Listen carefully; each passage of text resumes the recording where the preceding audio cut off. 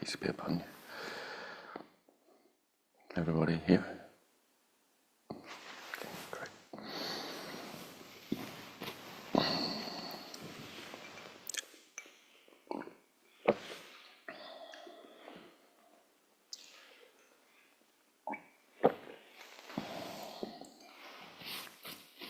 So we'll start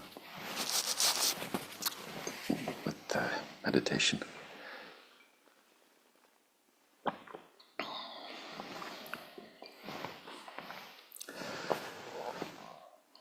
Making sure that we're sitting comfortably.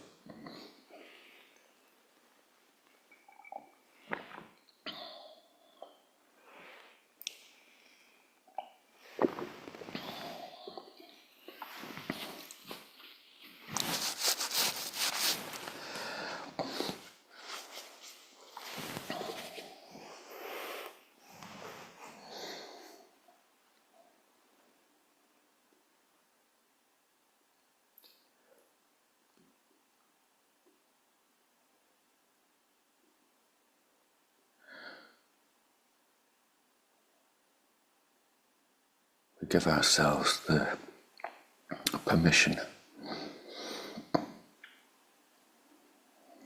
to stop thinking about what's going to happen today.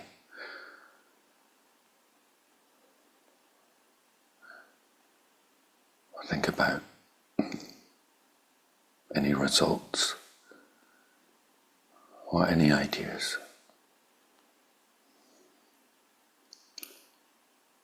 To stop dwelling on the past. An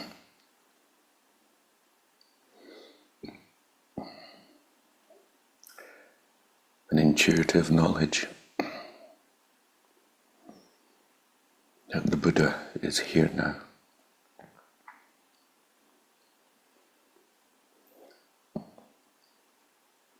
And we're going to completely enjoy letting go of the striving mind.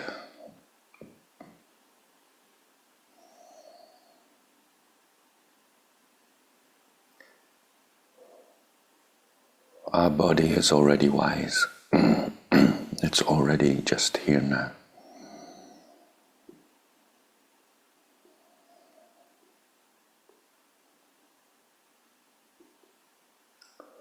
So allow your awareness to sync with the rhythm of the breathing in the body.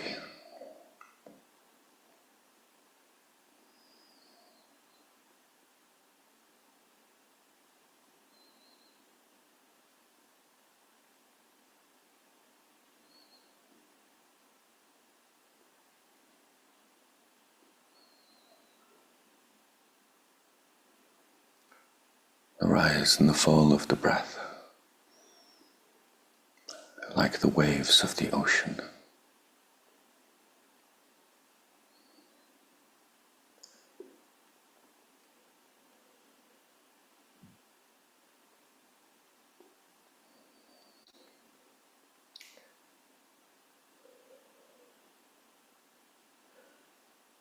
Feel like you're sitting surrounded by trees on a beach at midnight.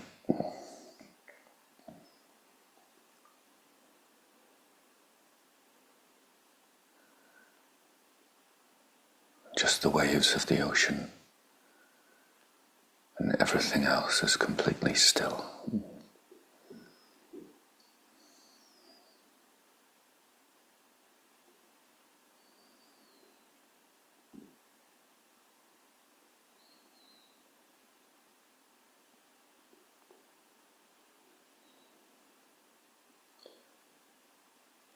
And whenever you start to dream, feel the joy of being lucid and catching yourself, and gently return to this peaceful lapping of the breath.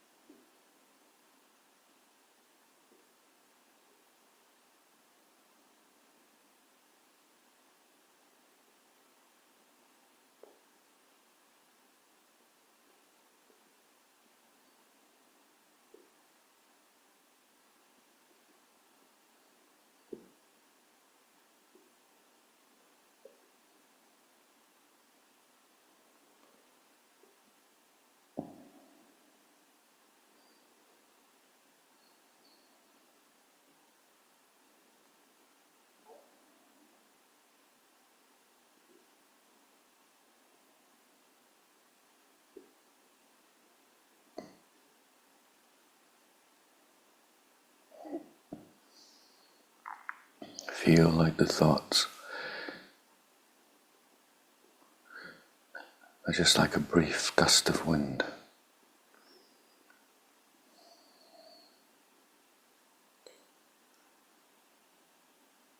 And then you come back to the silence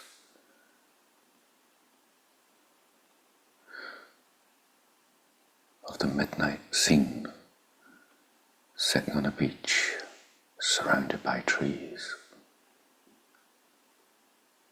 The beauty of the silence. We call this the observer. Just the rhythm of the breath, like the waves of the ocean.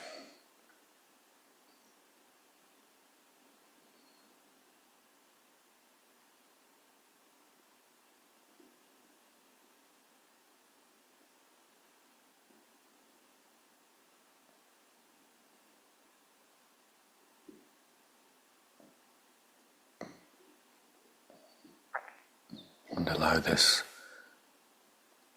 rhythm of the breath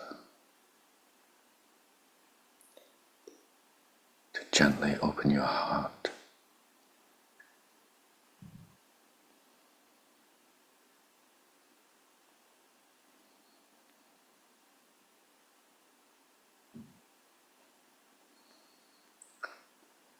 A feeling of self-love, contentment, peace.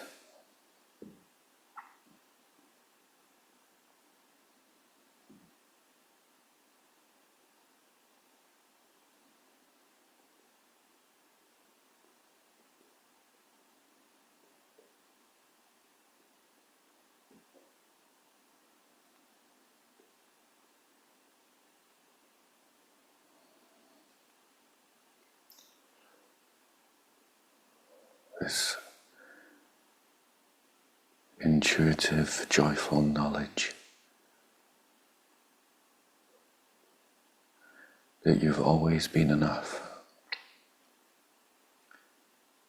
and the happiness you seek is right here.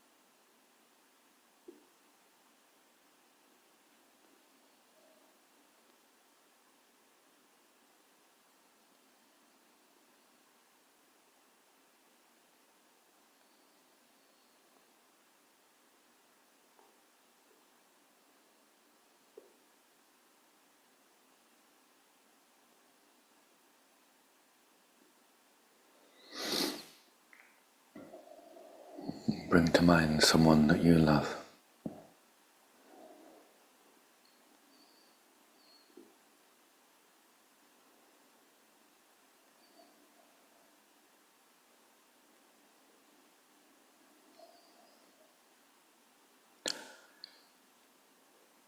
And visualize them, realizing their Buddha nature.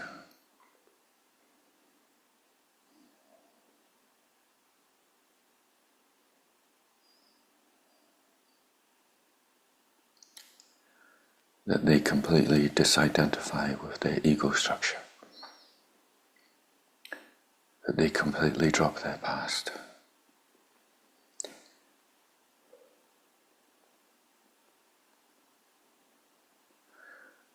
that they experience the same as the Buddha or Jesus or whomever you have met that you recognize as a Buddha.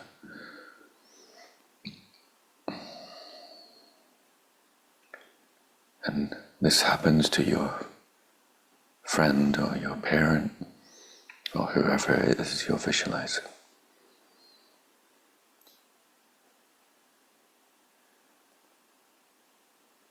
Imagine the tears streaming down their eyes,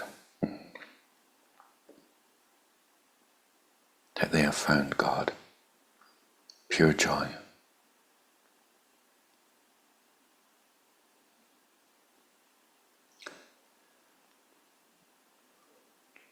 Visualize them going to work in ecstasy.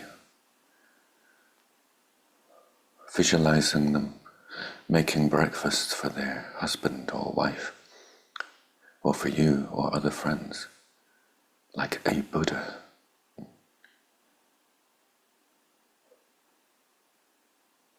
That their very presence transforms you and those around them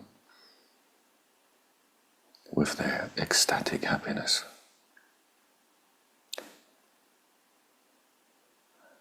Visualize all the problems they ever had just dropped. They immediately apologize for anything they ever did wrong.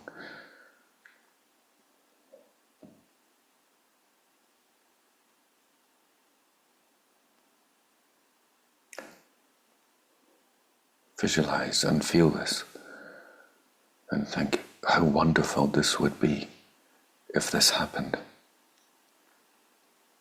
How wonderful this would be if this happened.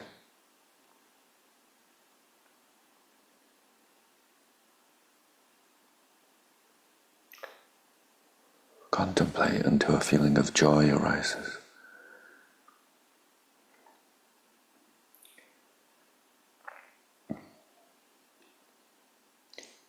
And then visualize your next friend, the next person you love, awakening to their true nature, becoming enlightened. Visualize the tears falling from their eyes, that they will never suffer again. That every moment of their life is now joy, peace. That all they do is show the example of the Bodhisattva. That they'll never say harmful words ever again. In fact, they will just guide you with their wisdom. Visualize them functioning like a Buddha, at home, at work, whenever they meet people.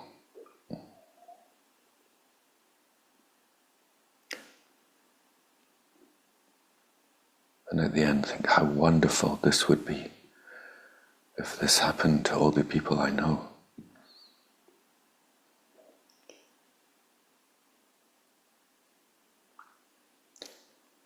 It could happen. There is nothing, potentially, that is stopping this happening. They have Buddha nature, just like everyone else who ever became enlightened. This is a future potential. It would be better than a political change in the world. It would be better than people getting a new car or any material manifestation.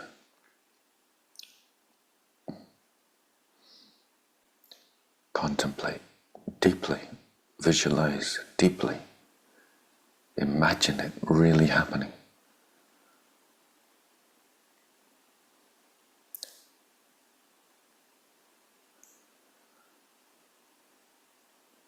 And we think how wonderful it would be if everyone I knew became enlightened. Until a feeling of joy arises in our heart. We meditate on that joy, single-pointedly.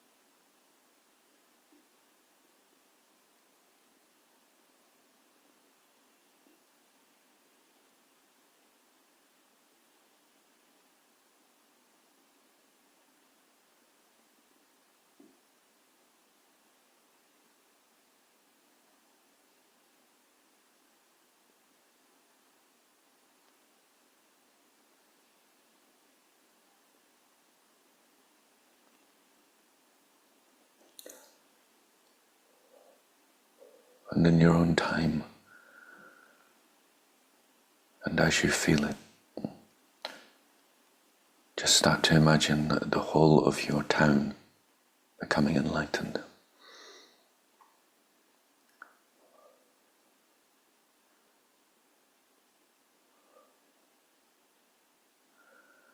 Then imagine all of Russia.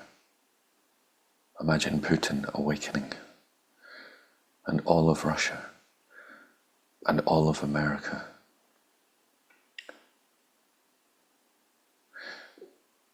Becoming like Ramana Maharishi.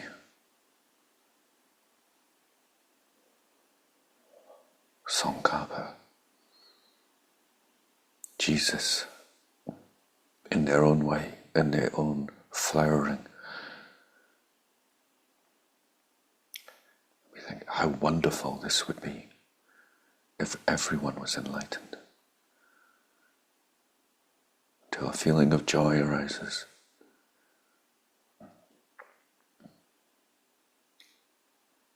We rest in this feeling of joy of what it would be like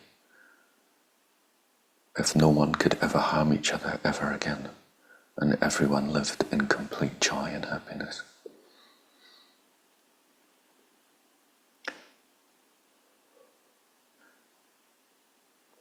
Or you may just stick with one person. The object of our meditation is joy. Contemplate in your own way.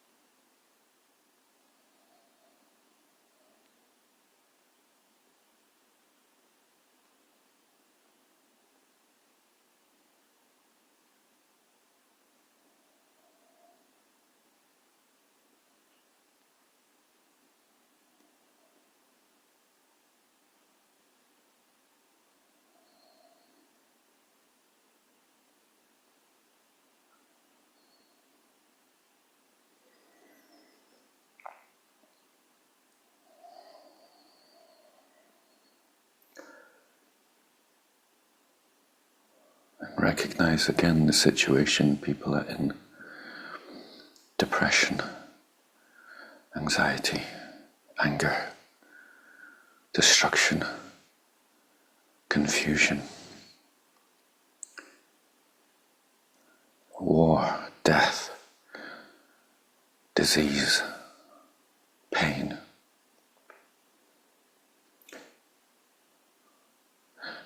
But the angels come for you, and they're going to take you to the Pure Land, where you'll be enlightened. And imagine standing at the gates and refusing to go in until every other living being has entered before you. And you take a vow. I'm going to free every living being and put them through the gates of heaven before myself. I'm going to work ceaselessly for the awakening, the enlightenment of all living beings, because I cannot imagine living in a pure land when my mothers are experiencing pain.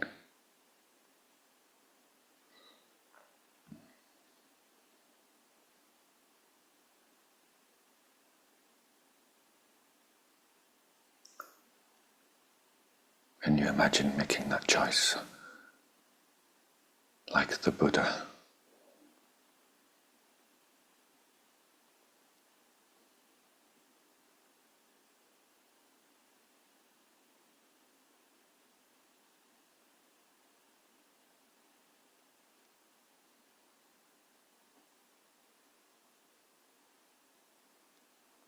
How does that feel in your heart?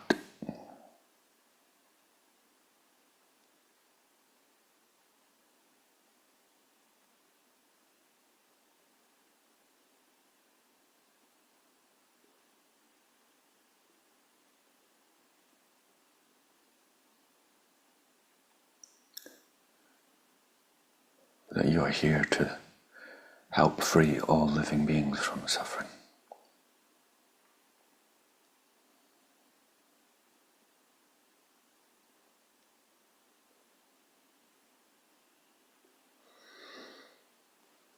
This is why we listen to the Dharma, to help us fulfill this wish.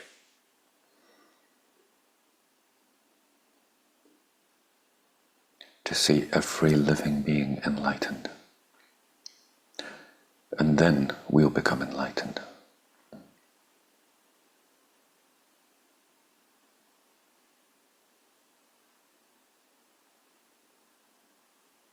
This is the meaning of our life.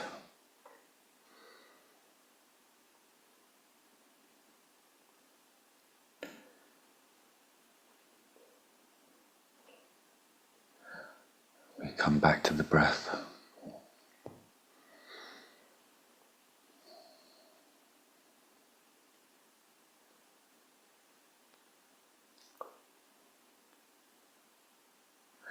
Just allowing our heart to be open.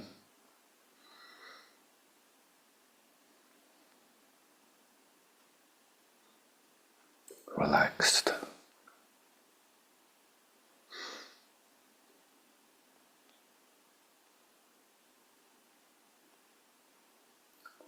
Coming back into the body.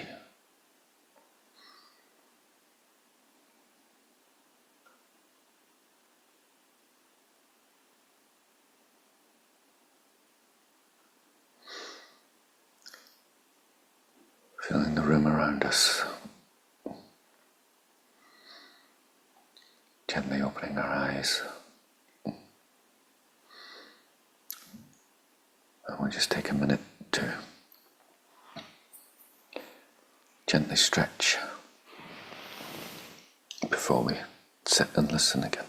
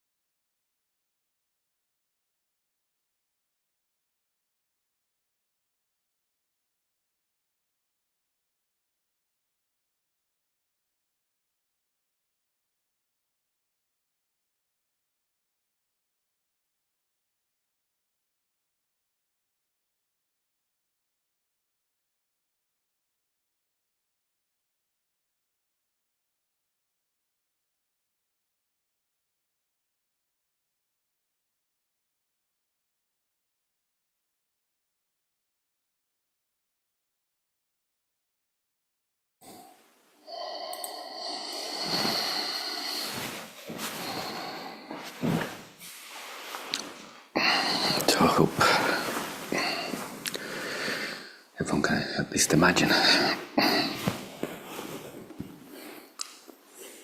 what it'd be like if everyone at your work enlightened.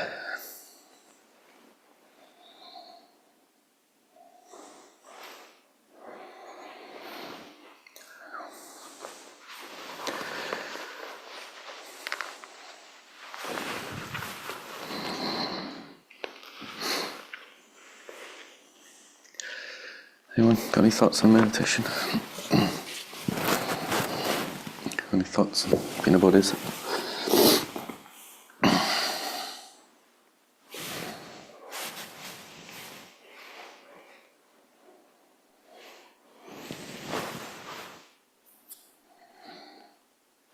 Smile. It's just like amazing that the amount of emotion I had to be able to help everyone. I was really surprised how strongly I felt. Of course, no possible way to go ahead of everyone. No way. And I absolutely was so happy visualizing everyone awake and joyful, and it was so powerful. I was really Great. This is our main object of meditation, that joy, that feeling. It's like, we said, that's the object of, it can be your object of shamatha. So you can sit for half an hour in that feeling, or longer, just developing this powerful mind through that feeling. So when you get some understanding that when a bodhisattva hears the word give, they experience more bliss than people who've experienced awakening, but they just done it for themselves. Yeah. So even just the idea that you can help someone, it's like bliss. It's like, so this is the training, getting off the self-obsession. But we need a healthy sense of self first. And what happens if we don't have a healthy sense of self first? Say we become the archetypal caregiver, which we understand like Christianity, in which you suppress your own needs to help others out of the ego trying to be somebody. The ego trying to be a bodhisattva like me. And that as a way to seek approval in the eyes of others.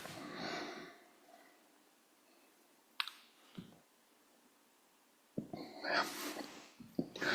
So of course it's there. So it's like when we're doing this work, we just have to spot it when it takes over a natural, compassionate wish to help others. That's our nature. It's our nature. We couldn't go in. I mean, maybe you can.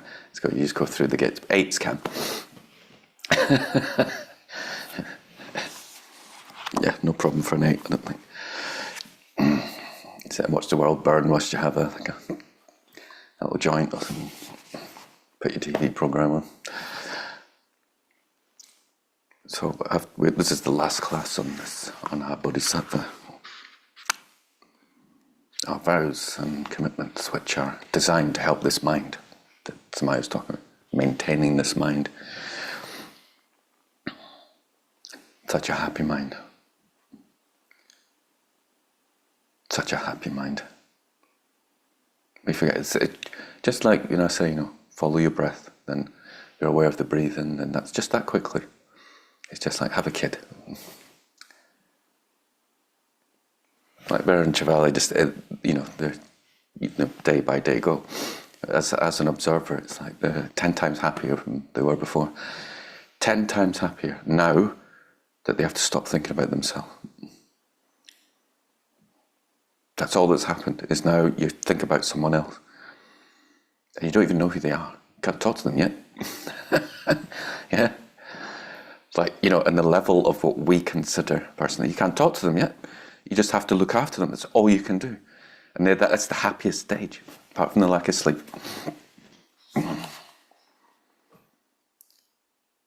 Isn't it? Yeah, so like the Buddhas are pointing out the inner mechanism of what's happening with the baby is you're not thinking about yourself anymore. What is it you're seeking from a partner, Lo-Sang? To not think about yourself anymore. Why is everyone so happy? They're getting isolated in their little cocoons of the screen. It's just this absence of community, absence of being off the self.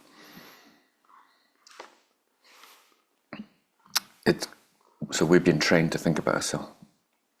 And the Buddhas are train us to get off the self. And in between is our self-needs. So this is not like some easy thing, right? Is it? It's not some easy thing. We have our self-needs, and that's what we have the ego structure for. We have to develop that to understand what the ego is, what our needs are, and then we can really start helping. Yang Chen.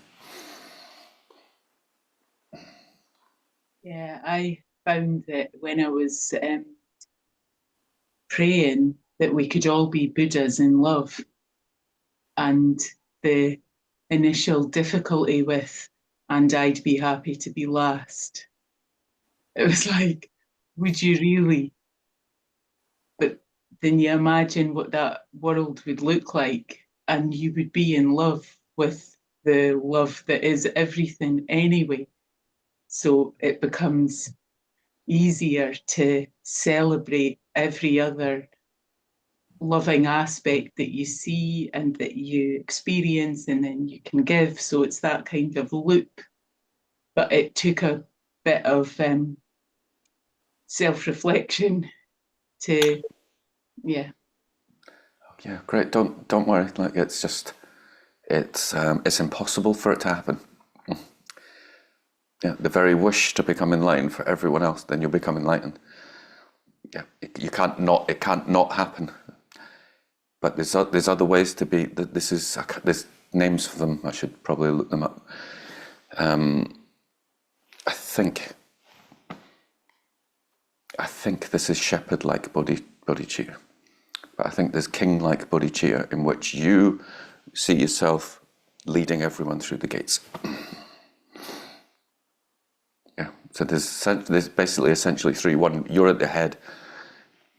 The other one, you're just like in it together, and through you just coming in last, herding everyone in.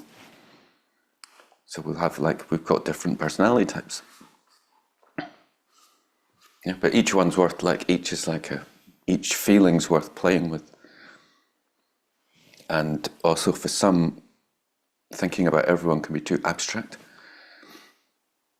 So if you just imagine it's you and your children, would you go in before your children?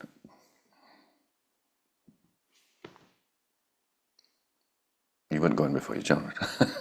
You're used.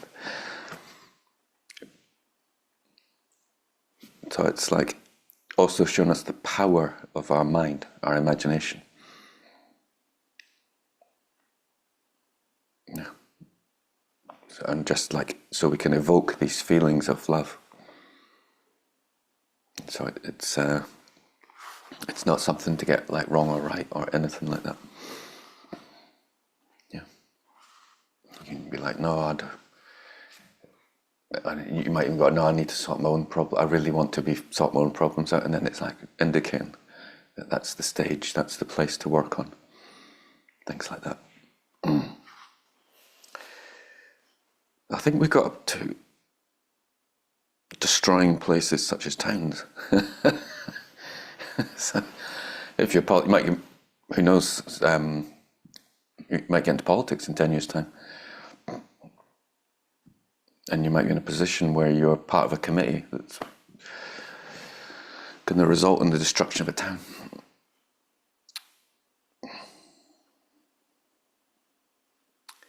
But it's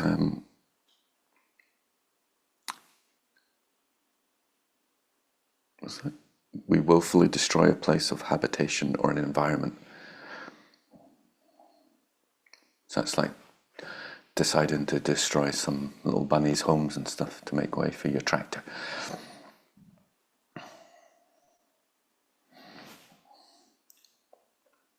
But it's with a bad motivation, right?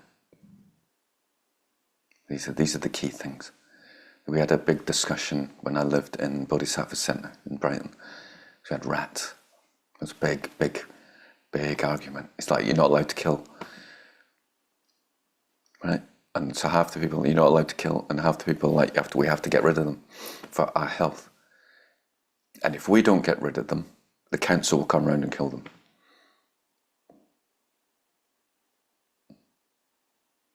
So, hopefully if you're wise, you understand both are right. If someone wants to undertake the path from the viewpoint, I'm not killing anything, that's correct. And if you want to take the viewpoint of the Bodhisattva, I'm going to take on the killing of the council members who are going to kill the rats, then that's correct. And then if we understand our ego structure, the idea that, no, it has to be my way, that's the ego, that feels my way has to be imposed on other people. So then you see it's not, the Bodhisattva is really the one who's gone through that ego structure. Then you can see who's. You get quite, it can be quite fascinating. And we have to be careful we don't develop pride. We've got some knowledge. You can watch some high-level Buddhist scholars discussing the differences between Dzogchen and the lower schools and stuff, and you realize, oh, that's number 6, intellect through reason. Yeah, like they're highfalutin ideas of how they don't have these teachings in the lower schools, and Buddha didn't quite, just absolute intellectual garbage. It's my view, and it feels so clever. Yeah, I mean, I've been a scholar for 20 years, right? So I do it out of compassion. You love it. You start to learn to love it. It's like, oh no, well, it's just the ego. It's now just hijacked really very clever words. It'd be like if Sebastian's a prodigy and he just starts like building the Eiffel Tower at the age of 4. You just put things together really well. It's like, oh, wow, he's only 4. He can just build better than the other 4-year-old. You'll see as we go on, there are not many adults in this world. It's John Cleese, when he met the Dalai Lama, that's what he said. He said, he's the first adult I've ever met. So we're on 11, I think. Yeah. Explaining emptiness to those who are likely to misunderstand. We incur a root downfall if we teach emptiness in an unskillful way and cause those who are listening to develop serious and harmful misunderstandings. So you don't want to put up a YouTube thing on like emptiness if you don't really know it. And you don't want to explain to your partner or your friends what emptiness is and how they don't really have a body. It's like you break it like that. That's like worse than all the other like stuff. Like, this is serious downfall. You're putting someone off truth. So you just generally want to just be nice and kind and say good things and don't go into your philosophical analysis that there's nothing really there. Yeah, don't do it. It's quite simple, right? Just keep your mouth shut. Just don't talk to emptiness to someone unless you're qualified. Talk about love instead. 12. Causing others to abandon the Mahayana. If we cause Mahayana practitioners to give up their bodhicitta by telling them that they will never become a Buddha, because the practice of the 6 perfections is beyond their capacity, and advise them to enter the less demanding Hinayana path, by which liberation is swiftly attained, we incur a root downfall. So this means if you go to like a satsang teacher and they tell you to stop thinking about others and caring for them and just rest in presence.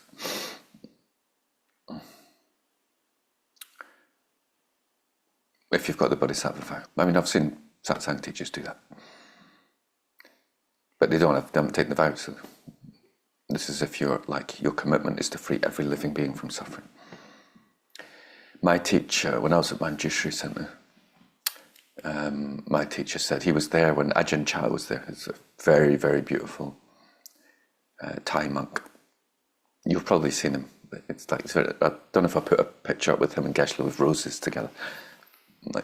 He's really famous in the Buddhist circles. One of those famous Theravadan teachers of the 20th century. And he was at Manjushri Center to visit Geshe, and he was teaching. And my teacher was there. I was in the room when he said, on the throne, this throne that he was teaching from, drop bodhicitta. You can't free all beings from suffering. It can't be done. It's like you work for your own liberation, and then you help people, but you can't free all beings from suffering. Buddhahood's it's not a true thing. So we don't want to get into that. You have to be careful, because we might just go, yes, too hard, the Bodhisattva path. Just let me rest in presence. I don't really want to help people. Yeah, I don't really want to go into the kitchen. I just want to stay in my room. It's like the kind of lower down version of it. It's that doesn't mean that people who aren't staying in their room don't have bodhicitta, because it's this mind that we just developed in meditation. It's a state of mind. It's like you might be more inclined to sit in your room and not go into the kitchen. It's like, I must awaken to help. It's the motivation. We have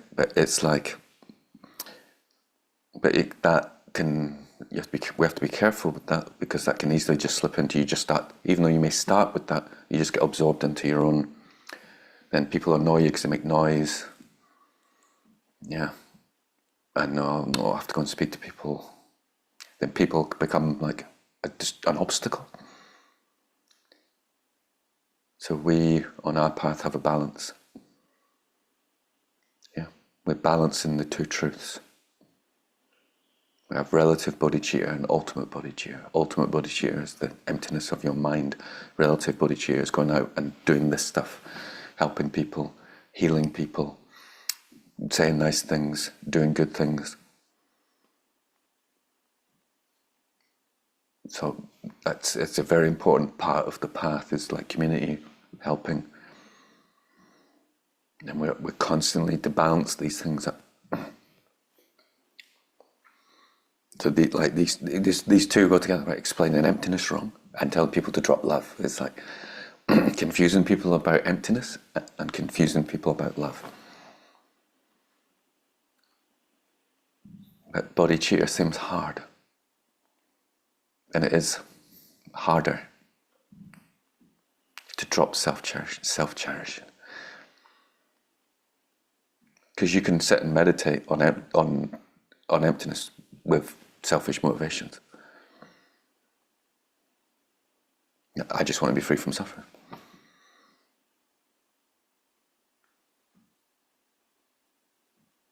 But to just have this constant, I want others to be free, I want others to be free, I want others to be free. And it's like the only reason you eat food, this is the Bodhisattva, on the lower school, the only reason you eat food because it's like medicine. That's how you see it. Yeah, you need to keep the body alive, so you need the medicine of food. That's your motivation for eating. It may not seem like that, though. When you really get into things, that can I need to keep, I need to go to sleep because I need to rest. But you just want to keep meditating, keep practicing. It's like, oh God, I've got to eat again, right? It's like, the Bodhisattva way of eating is this. This is my vehicle to help, and it needs fuel. It's just like you're always thinking, how can I help? It's like, you imagine it's just like an ambience inside your mind. How can I help? It's like, well, watch TV. That's how I need that. We as doers need to hear that quite a lot. Like how that relaxation is part of the help. Like, how can I help? It's like, well, I'm going to burn out if I don't. I need to chill out and just look at the trees. Yeah, Rahima. I remember something that you taught me a while ago, about, because you practice a lot, hours a day, and you had shared with me, I hope you don't mind me sharing this, but it's along the lines of exactly what you've just said. Like, that's how you are able to meet the world, not in those words, but that's what's kind of the lesson that's come across to me, is like, I need to engage and practice whatever that looks like, because it gives me the strength to deal with whatever is going on in life. It's just been like really powerful reminder, especially, now being pregnant. It's, I need to eat because I need to look after the baby, and then it's just a really good lesson to understand, because I think for such a long time, even though it feels so obvious now, to understand that, we need to eat to get energy, we need our spiritual sustenance, to be able to function as an adult well and with kindness and love.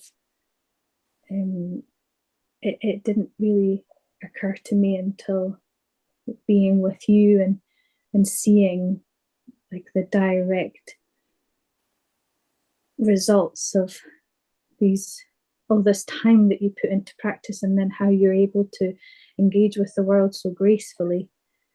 Like, that's why. And it's like, it's very inspirational, and being able to do that a little bit myself, I can see the difference it makes and how important it is.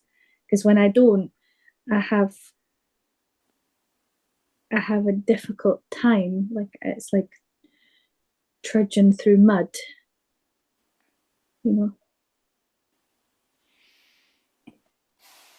Yeah, I know. Samsara, penny cook. It's like the capital city of samsara. That's the capital city of my samsara. Penny cook. Yeah, it's like, just even drive through it. It's just want to cry.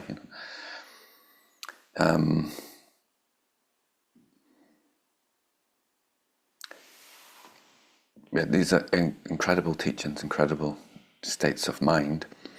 So, like, then the way of eating of a tantric practitioner is like bliss. So, if you want to have this mind that wants to awaken, so like incredible, like if you do this meditation, I used to cry every day. It's like what somebody is saying. You go into this meditation, just like every day, you just imagine, my mum enlightened, my dad, and it's just like. And then Tantra is like, right, this is the way to do it now.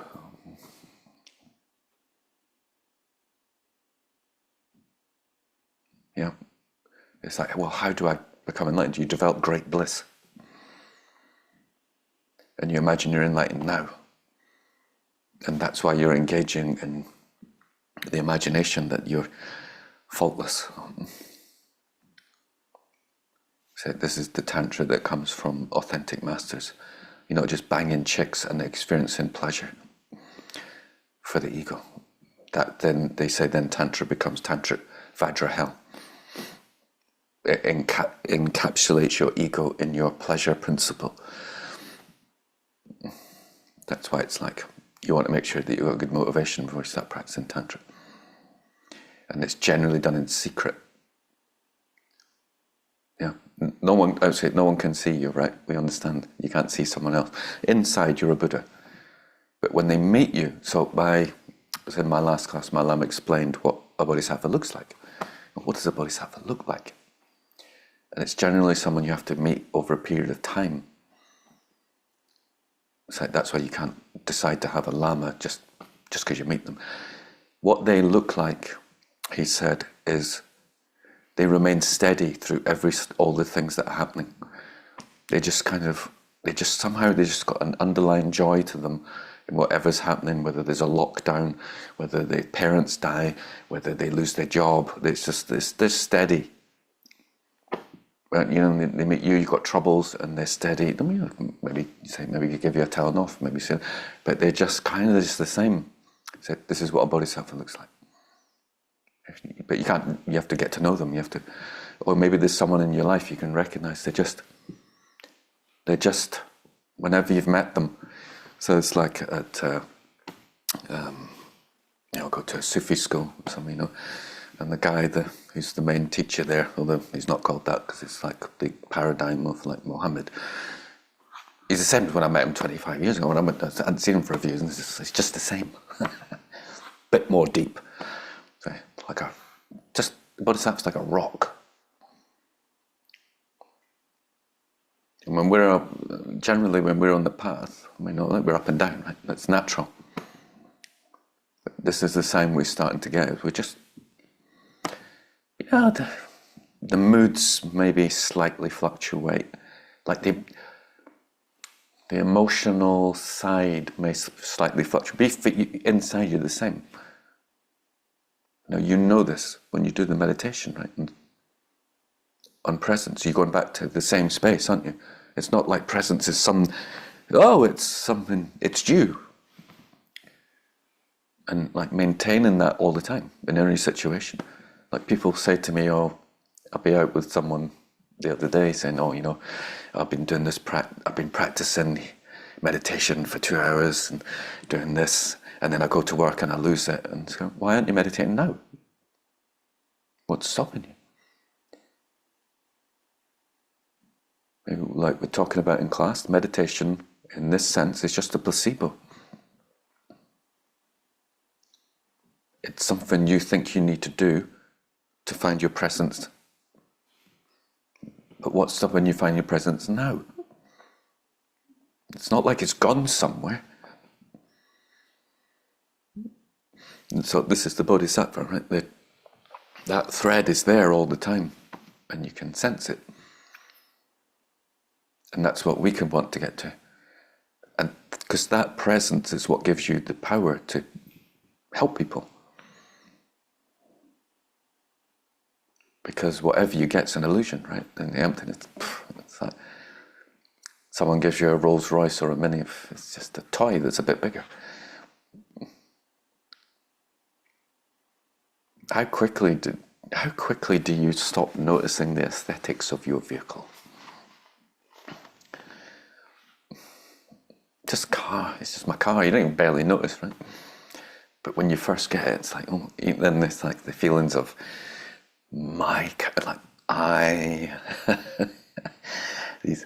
this illusionary, and the whole train is just, it's more important to just keep coming back here. This is where the juice is. So from one perspective, I know fine and well, it seems like I'm giving up all these shiny toys. Well, that's where all my fun's been. Getting new things. And it's like, I'm going to be in the same mood all the time? That sounds boring. So we can just put it like you're in the mood that's never bored from the state of dissatisfaction and like that's trying to relieve boredom all day and all night. That's the shift.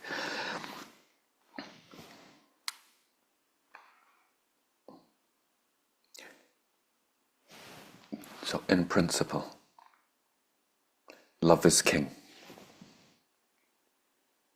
So if you ever think, oh, Bodhisattva is too hard, and just that's intellectual stuff getting on top, love is king. Love's more important than awakening. Without love, that's all. That's what it is. 13. Causing others to abandon the pratimoksha. We incur a root downfall if we cause an ordained person to give up his or her Vinaya practice by saying that the Vinaya is a Hinayana practice that is not relevant to the Mahayana path. Now, a lot of people do this. Like, I don't need to practice that, I practice Dzogchen. Yeah, you don't need to do that. You just need to practice Dzogchen. You just need to rest in presence. Yeah? You don't need to have discipline. That's what that is. That's what that looks like. This is the superior path. That's for those lower school people. Yeah. I don't need to do wudu and pray 5 times a day. That makes me feel like a person. I don't need to do that. I'm above that. I'm above Jesus and Muhammad and Buddha because I'm a Westerner. And we have evolved spirituality in which we have orgies and dance, and you just do what you like. And that's Tantra, baby. I don't need to do prayers and discipline myself. That's what that looks like.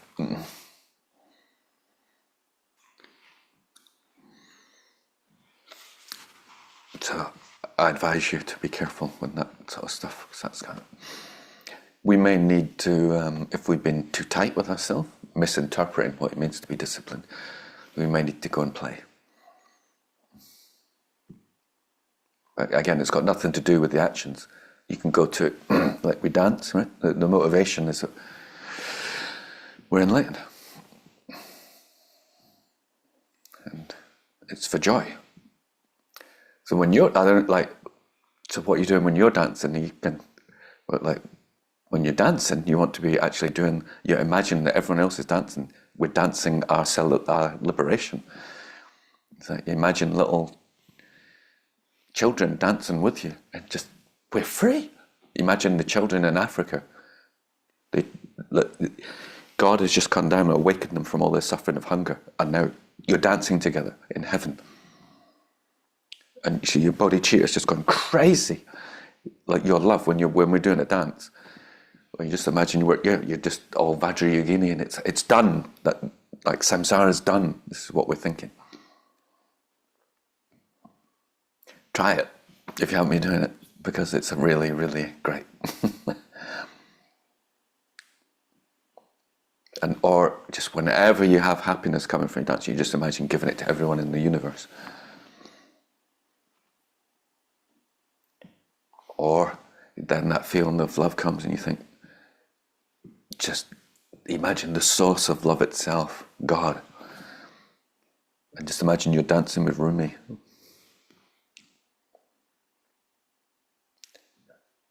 Not, oh, my body looks great, maybe I can fuck one of the chicks over there. And that's Tantra. It's like, no, that's complete and utter ego. We all do it, don't we? Right? You just be careful that you don't tell other people that they should abandon their path, like praying 5 times a day, so to come and do that.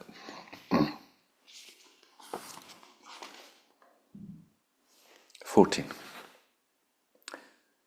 Belittling the Hinayana. We incur a root downfall if we have a disrespectful opinion of the Hinayana path, maintaining that it does not lead to actual liberation. So the Hinayana path means Theravada, like the path that, in cosmologically speaking, is the actual physical Buddha taught. So it's a lot like breathing meditation, meditation on no self, and just think it's lesser. But what it's essentially teaching us, these vows, is when you hear someone else, their path, and you just look down on it. it's not really the best. I've got the best. So we're going to the ego structure, yeah? My religion. If you get rid of that, you can't do these things. You understand that whatever path someone is on and it's working for them, then that's the supreme path. That's the great vehicle for them. Yeah, so Dzogchen Master said this, it's not inherently existent. So if just generating loving kindness is what works for them, then that's the great perfection vehicle for them. It could just be breathing meditation. As long as it's transforming you. If it's not transforming you, it's no vehicle. Yeah. And then you can actually develop good pride in your little vehicle. You see, imagine, even if it's a little putt, kind of done up, what do you call it when they do up their own vehicle? A kind of little putt golf cart. Maybe wacky races, Penelope pit stop.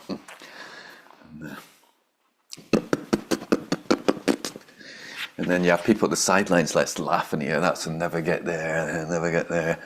Yeah, it's Tantra, baby. There's a Tom Cruise fighter jet. God, yeah, we practice Tantra. They don't even know how to get into the vehicle, open the cockpit. But it's mine. It's my fighter jet. But you just go pat, and you just love it. It's my little vehicle. Yeah, this is my path, and I love it because I'm changing. I'm improving. I'm getting better all the time. You won't put anyone down when you just whenever when another vehicle passes you, it's nice to have that view. You go, oh, what a beautiful lot. That's amazing. Yeah. You see another Sangha and you just go, oh, it's amazing. It's so good. Oh, they look so happy. Yeah. And don't jump ship, because there's like a big cruiser boat that goes by and it's like, oh, I want to be with all that lot. Could be the Titanic, right? Happens. Happens. We've seen big ships go down in Oregon. 15. Speaking falsely about profound emptiness. If we lack a correct understanding of emptiness and yet teach emptiness to others, claiming with a selfish motivation that we have a direct realization of emptiness, we incur a root downfall. So you want to be careful if you set yourself up as a teacher, when you think you know the ultimate truth. You're just going to cause trouble for other people. 16. Accepting property that has been stolen from the three jewels. We incur this downfall if we accept goods that we know to have been stolen from the three jewels. So that doesn't necessarily mean eBay in China when you're buying a statue. It might be, but you don't know, right? For example, some money may have been offered to a Dharma community for a puja or for the publication of Dharma books. If someone appropriates this money and then offers a portion of it to us, and we accept with full knowledge that it's been stolen, we incur a root downfall.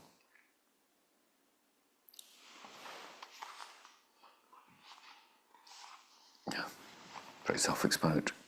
Oh, it could be like we get money from Spotify, which is like people offering money for the Dharma, and you might take it for yourself.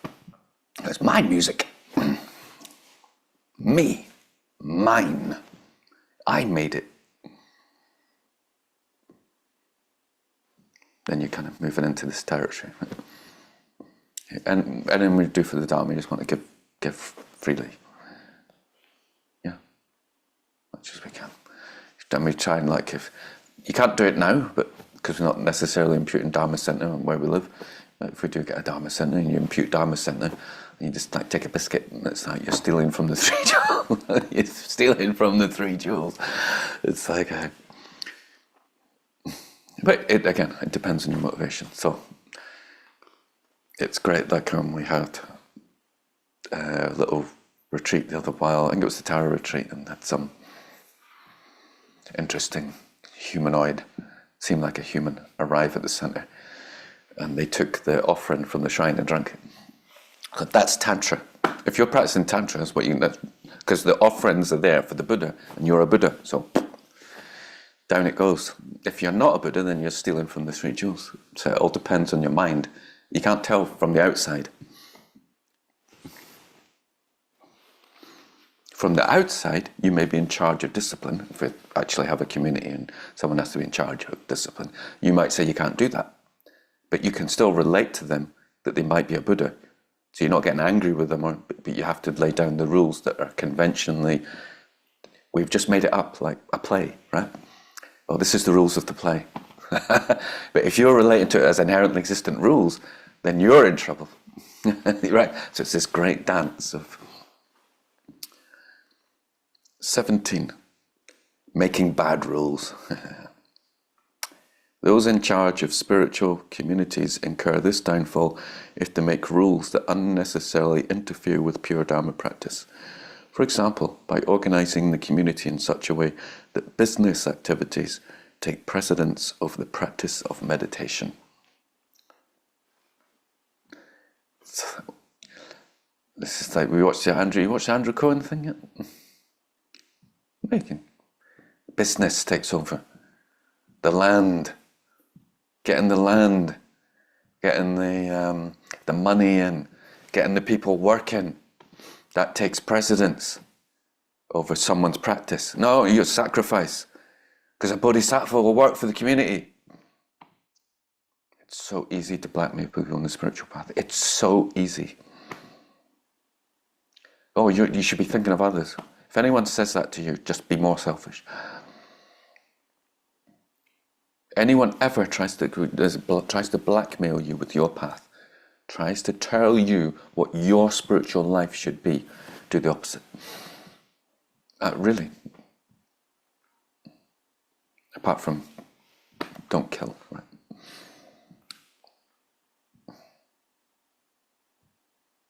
It's so easy. It's like, it's like, some of the classics. It's usually to do with like your projection, and it'll justify any bad action happening by telling you it's your mind that's seeing it wrong. Smile.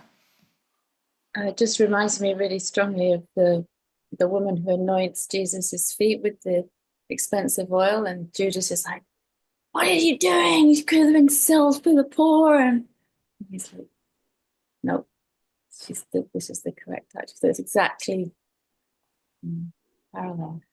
Yes, and I think Jesus mentioned, I think that people were going to remember her forever. Like this teaching. So thank you, Judas. Because if he hadn't brought it up, we wouldn't really remember. It'd just been another activity that happened around him. So Judas's reaction is our mind. Like Osho brought that up as well. He's gone, "You're Judas, aren't you?" Yeah, like the Rolls Royce. You shouldn't really have the Rolls Royce. That money could be for the poor. It's like, "You're Judas, aren't you?" Like that. That's our mind that appeals to Judas. It doesn't understand that Tantra, the abundance, the love, just actions out of love. And so, like when we're making rules, the main thing is for your awakening, for you. And then it's like you want to collect numbers. It seems more powerful if there's 200 people in the Sangha. And then you're somebody, right? Then you watch the ego structure. We're changing the world. Like, just wait for it to come out. Every community we're going to change the world. We're the special group. And it's like trying to get people to come, and you can see how difficult this is, right? When you're doing the Bodhisattva path, you want to help people. But the only way to help people is to free your mind. It's just the motivation in which you're engaging to free your mind. Baron. Can it get a bit confusing with wanting to change the world and having the wish to free all beings from suffering? Can people get confused by it's sounding a little bit similar. Yeah, it's a constant observation. It's a constant seeing our motivations, and we'll notice that the ego is involved in all of it. Yeah, whilst we've got an ego, it's always in there somewhere. If we take that too seriously, we'll never start. These guidelines are basically saying this is what you're going to come up against. Yeah, there's going to be a wish to explain emptiness to someone. There's going to be a wish to do these things. It's like, watch your mind, watch your motivation. Always just watch your mind, watch your motivation.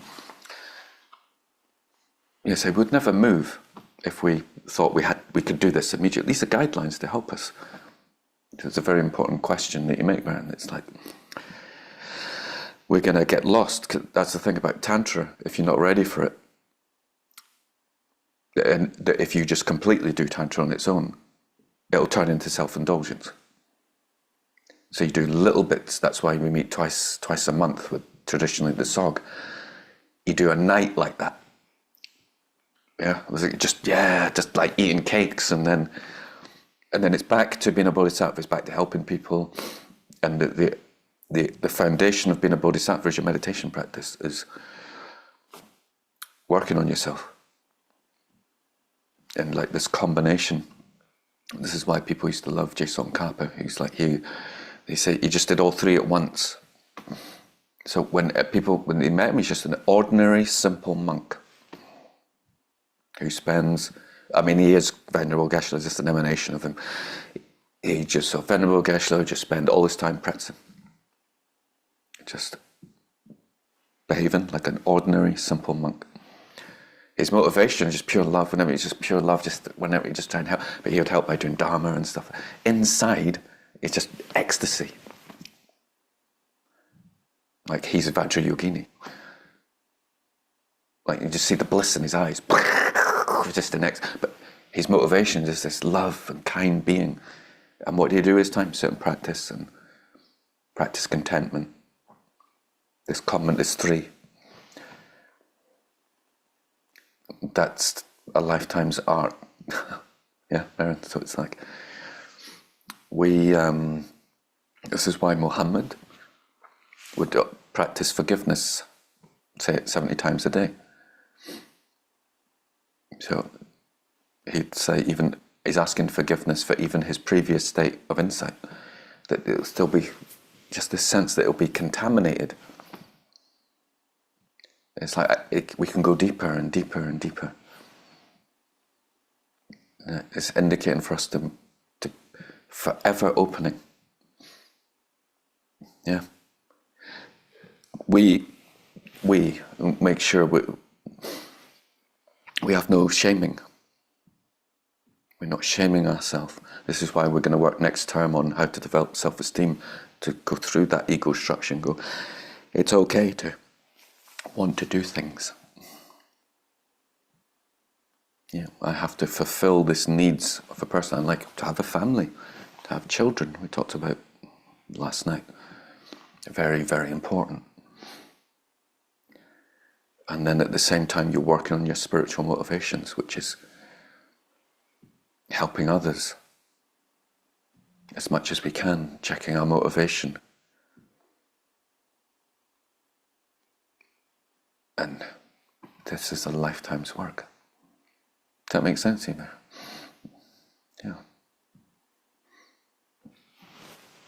Last one. Giving up bodhicitta. If, due to self-cherishing or discouragement, we give up our bodhicitta motivation, we incur a root downfall and destroy the foundation of our Mahayana realizations. To incur a root downfall, 4 binding factors must be present. 1, not regarding the action as wrong. 2, not wishing to abstain from the action in the future. 3, rejoicing in the action. 4, having no sense of shame or consideration for others. For example, if we praise ourselves in the hope of deceiving others into giving us money, we create the action of the first root downfall. But if we immediately recognize that we have done wrong we shall not incur the actual root downfall.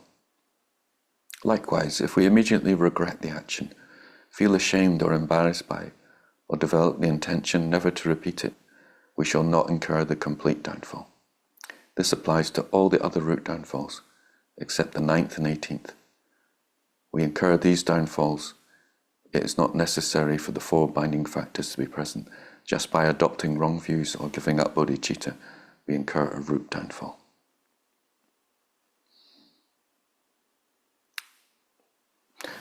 Let me read this paragraph. It is important to be skillful in our approach to the vows.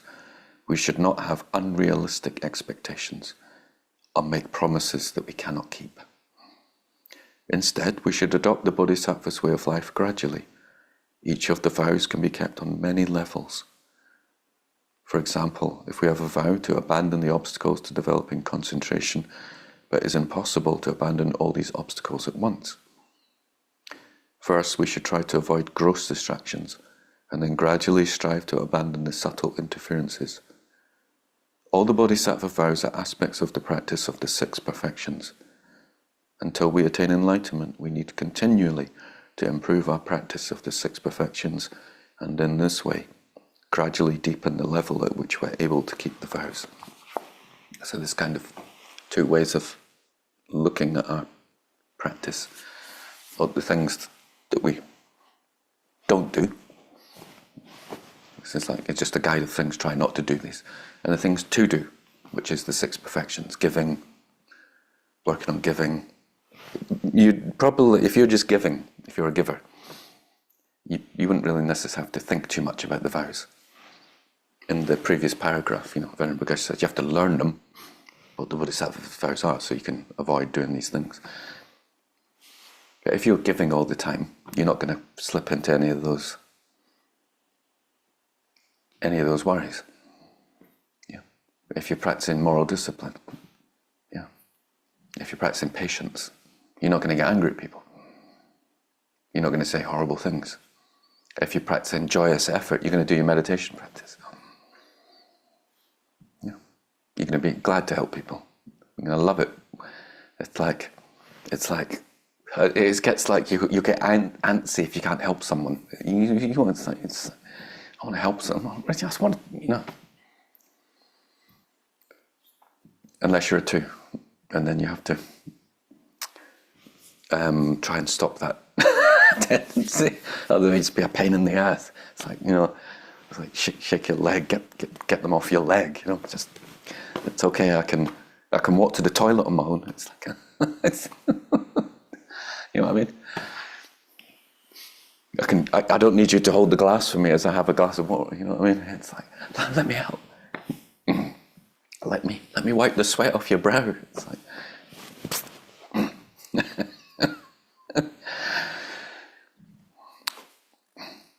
So the main thing's being skillful, and the thing we don't want to give up is bodhicitta. Thinking, this is too hard. Love isn't too hard. An unrealistic expectation of making demands on ourselves about how kind we should be, yeah.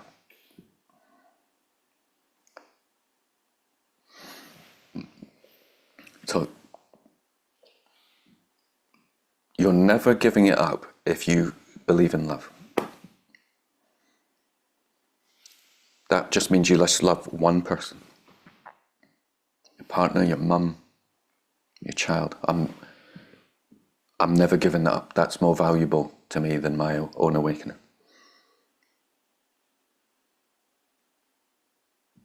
Yeah. And just from that position, we gradually expand it. And if you feel that you're getting overwhelmed by your ideas of what enlightenment is and helping people, just come back to one person. It's like, okay, I've pushed myself too far. I need to think about myself and my lover. I'm not giving up on love. I've just become a bit unskillful. I've pushed the boundaries. I've gone too far, burnt myself out. But I'm not giving up on love.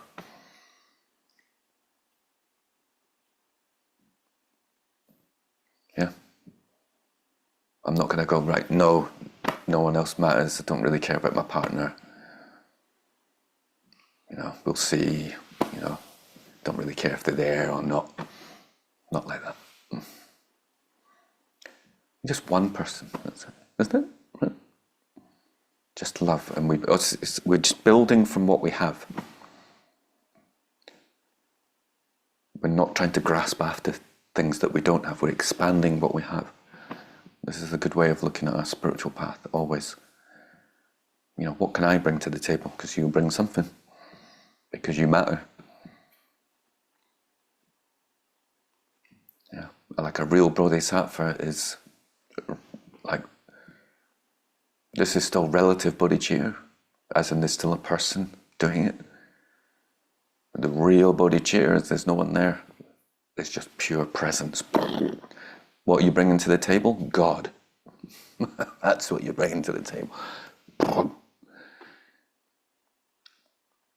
It's not scarcity. It's not an escape. That's what twos do. It's an escape from your needs by helping others. The two in all of us.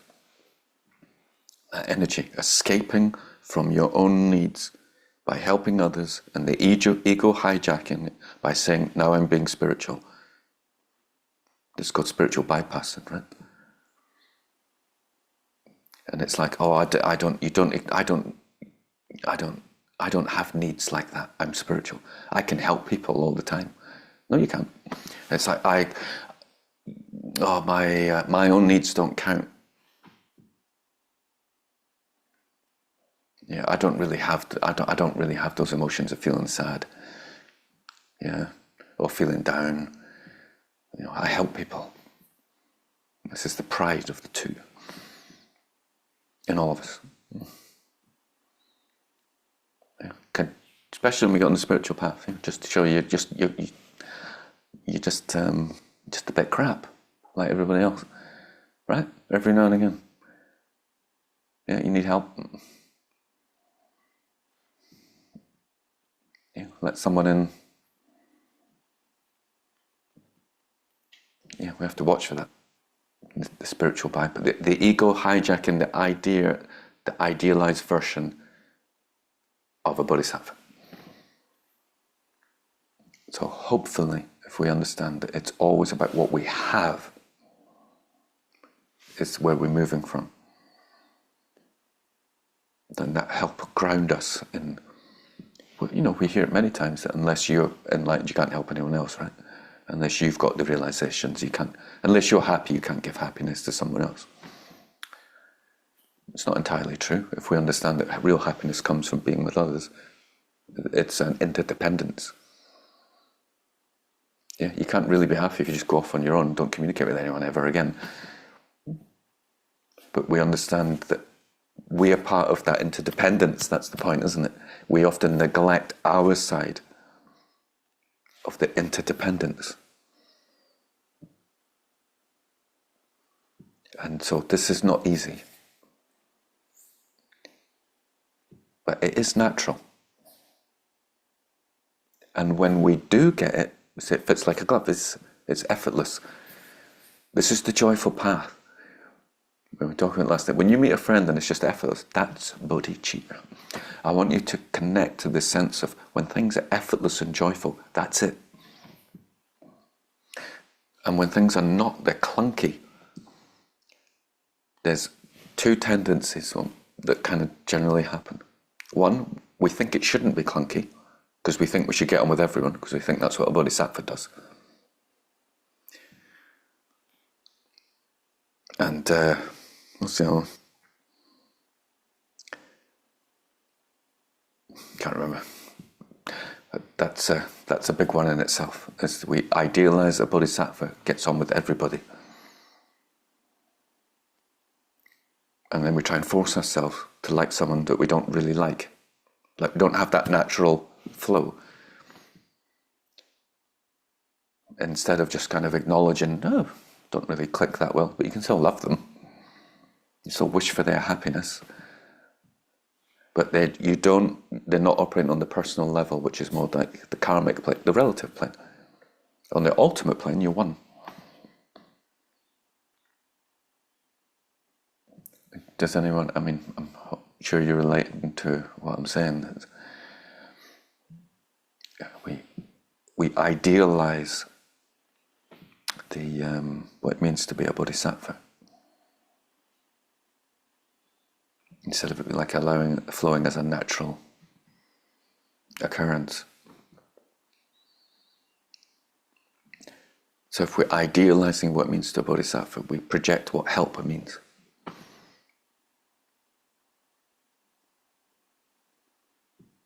And then you may force conversation onto someone that you don't really click with as a means to what you think helping is, and it makes it worse. Instead of, if you just be natural and just get quiet, because you're not going to be friends, you maybe exchange phone numbers, right? Even you're not going to call each other, then you hurt each other more, because you didn't have the courage to just kind of recognize the situation for what it is, that you don't really click.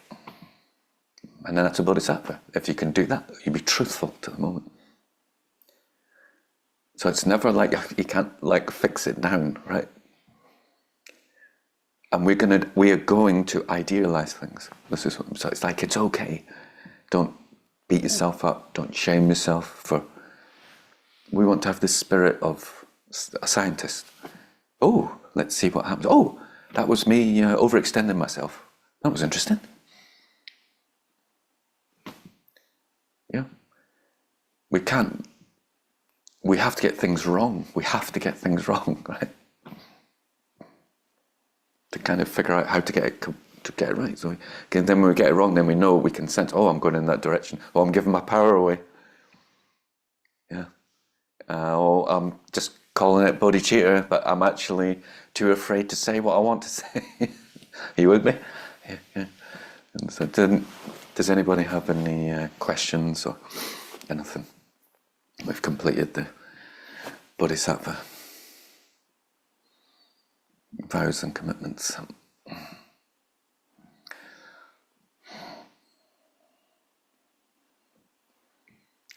Hopefully everyone's gone Yahoo to be a Bodhisattva. The main thing is, so it's up to you to decide what helps you. Focusing on the things that, like the vows and commitments of what you shouldn't do. You shouldn't use the word shouldn't. It's a nice little paradox here. Essentially what's like will block you, or you focus on we can really do both, but depending on your nature, focusing on just the 6 perfections. You don't have to reflect too much on these, but it's good to learn them if you want to. It is good to learn them and then let go of them. But focus on the meditations, on the path of love, on the Lamrim, equalizing self, equanimity,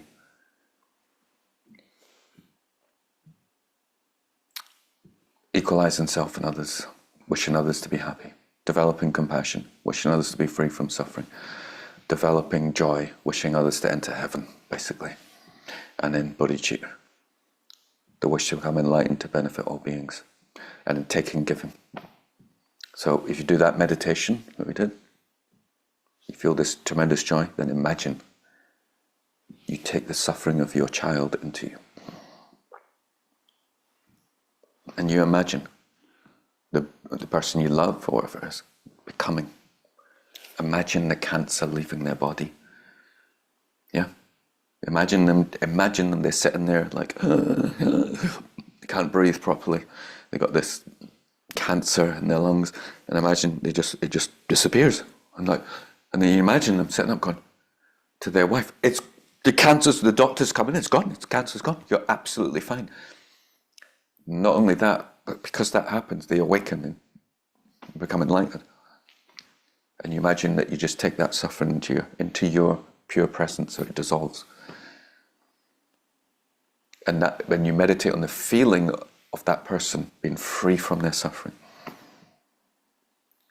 you think, I wish I could take it. You imagine taking the suffering of Russia and America, and everyone in Russia and America just being, there's no war, we all love each other. And you just take on whatever karma a nuclear war would have been. You go, I'll take it.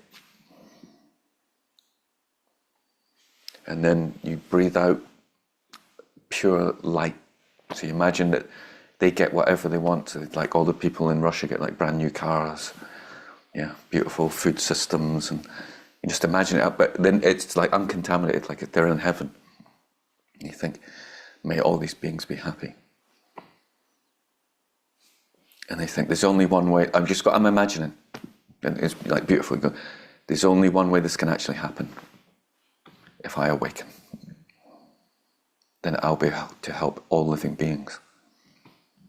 I must awaken. And this is your day-to-day motivation for doing things. And hopefully you see this as a meaningful life.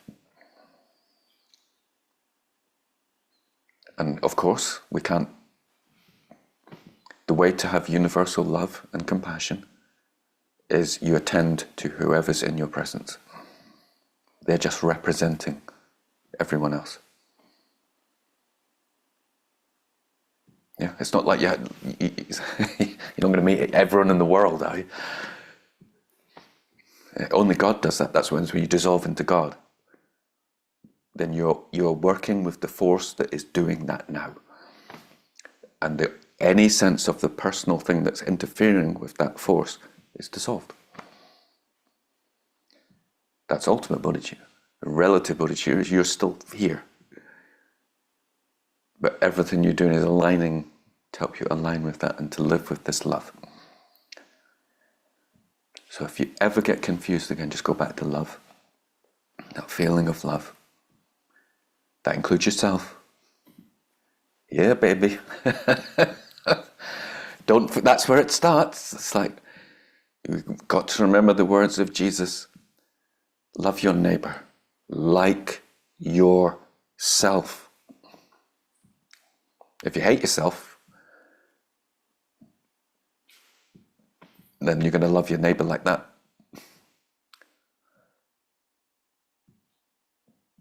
Because they're just a projection of your mind. So your first job is to love yourself. It's like, and that's your bodhisattva. See how you can't lose if you get into it. My job as a bodhisattva is to love myself. That's how I'm going to help people at the moment, is to love myself. And we say we'll develop this positive ego. Is to get a job that I like, get a partner that I like, until right, I'm full. Now I can really give. Yeah, I'm not. If we've been reading the book club, I'm not necessarily like the companions of the prophet who just live off nothing.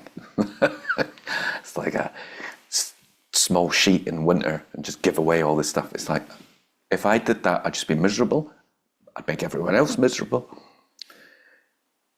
I am like the king who the Buddha came to and said, and when he said to the Buddha, great teachings, love them, but I ain't doing it. So I can't do that. I can't be a beggar. Have you got something for me? And he went, yeah, Tantra. This is like Tantra and like the way we live, luxury, comfort, but we need it. Otherwise, we wouldn't be able to function at all. We'd just be so unhappy. Can you imagine it? Let me take you just quickly to Tibet in a monastery. You get one small meal a day of grain, rice. You got like sleep on a hard bit of wood. You just got one set of robes. You just they just chant sutras all day. It really smells. That's why they burn incense. It's not like like the hippie shop, to cover the smell of the monks' feet. It stinks in this place. Yeah, you got no money. Occasionally, some rich benefactor will come round, and you'll get a sweetie, and you have to fight for it. Yeah, then when the Bodhisattva said, the occasional monks like Geshe they'll still give it away. They'll still give the sweet to someone else. Most people just rabble. What else? Yeah, it's like, would you be happy there?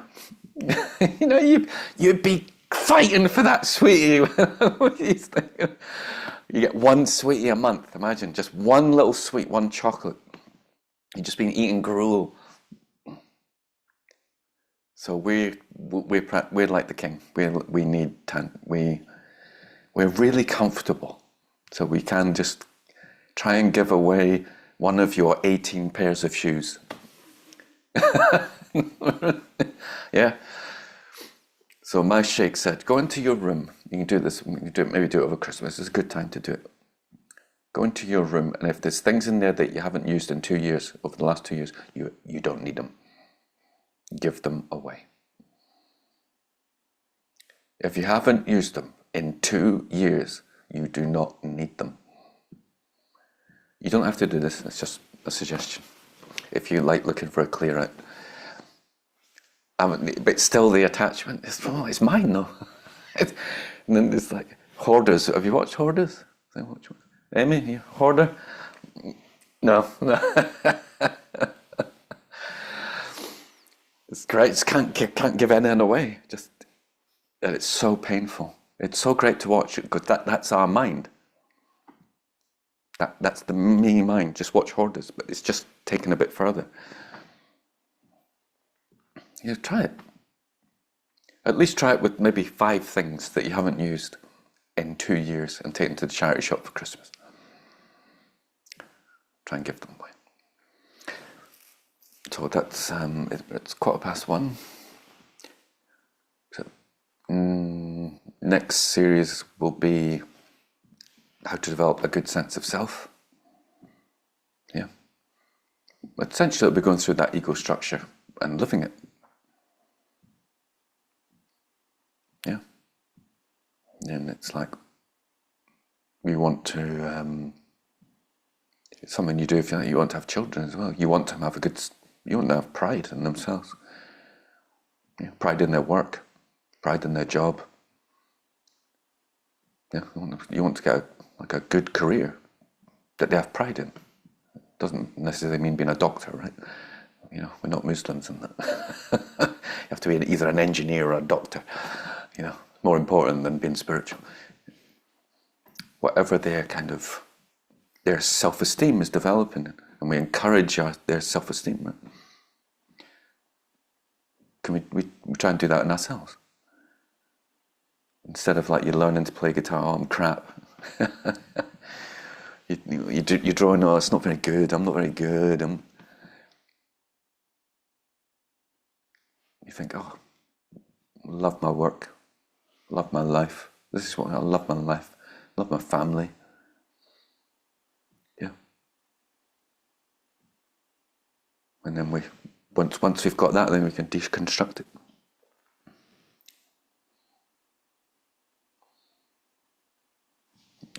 Miserable bastards don't become bodhisattvas. That's the short version. Yeah, so we're doing that next term. Develop a self-esteem. Don't know when we'll do it because, God willing, there'll be another creature arriving, and I have to try and be a bodhisattva and take 40 days off. When we take 40 days off, the classes we'll talk about this later, but the 100 days in our sequence, it works perfectly. It's the 100 days of Nongdro, which is preliminaries, which is the 100,000 prostrations, 100,000 Vajrasattvas. We're not going to do 100,000. It's prostrations and refuge, Vajrasattva, mandala offerings, and Guru Yoga. So we will hopefully maybe get a couple of classes in, and then you'll pick one, and you'll spend the time we're having a baby, the 40 days, practicing. So you try and work out a schedule and how much you can really focus on practicing while you're working. So it'd be like when you're not working, you got the weekend off, you do 4 sessions a day, each weekend, things like that, for 40 days. 40 days is a classic number in Sufism and Christianity, so it works out really well. So we'll be doing that, and self-esteem, probably I have to work out whether to start it after we have the baby or probably start it in the new year. And like really go for it. So, because when we get to Dzogchen, you ain't doing this anymore. This is your building blocks in your mind. So over Christmas, this is it. This is Bodhisattva time. Yeah. Love your family. Your chance to give. You actually have an excuse to give instead of being a weirdo. It says, like, stop coming around with gifts. Yeah, people are crazy, right? They get upset if you're too kind to them. They feel belittled. That's why you have to be skillful as a bodhisattva. Yeah, if you go around to the house and clean it all the time, they'll feel like, they'll feel undignified, don't they? That's what twos have to learn as well. If you help someone too much, it takes away someone's dignity. This is what the feminist movement's about, isn't it? Don't open the door for me. Yeah, I can do it myself. Right. It's like it's a valid mind. So Christmas, Jesus time, maybe on the last zikr, we're programmed in for zikr on the 20th, which is a Friday. So maybe we can discuss doing the zikr instead on the Saturday, on the 21st, and coming round and having Christmas, Jesus time. Yeah, discuss, please, and let me know if we should just do it on the Friday night, or we can have a day of Bodhisattvas. There he is. Check.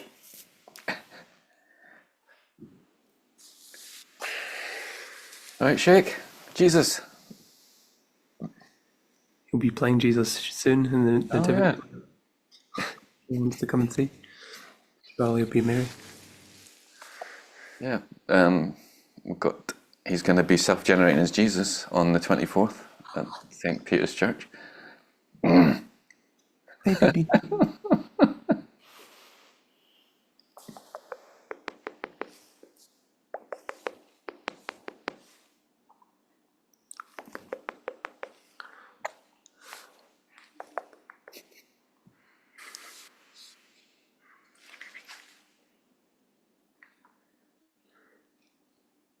So great. That's where we want to be, but with full awareness as well. How many problems does he have right now?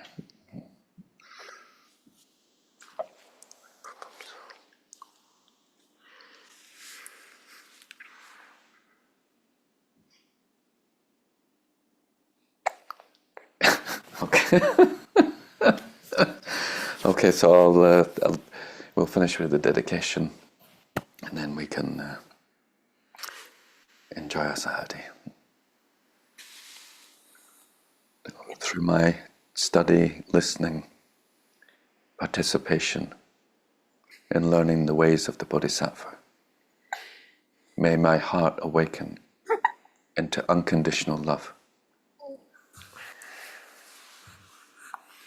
May I walk the path of unconditional love. May I be in joy. May I be in wonder that I found this way, this path. May I work for the benefit of all living beings. May I see a day where every living being awakens to their own true potential. May this happen to my family and all those that I know in this lifetime. And may suffering completely end for all beings through my actions, through my listening. May I protect my own mind from discouragement, from delusion, and may I realize that my birthright is to always be happy, loving, and joyful. Bismillahir-Rahmanir-Rahim. In the name of God, the compassionate, the merciful. Amen. So, God bless. So thank you so much for participating. Bodhisattvas together. Go and fly into the universe in wonder, joy, and happiness. Thank you so much.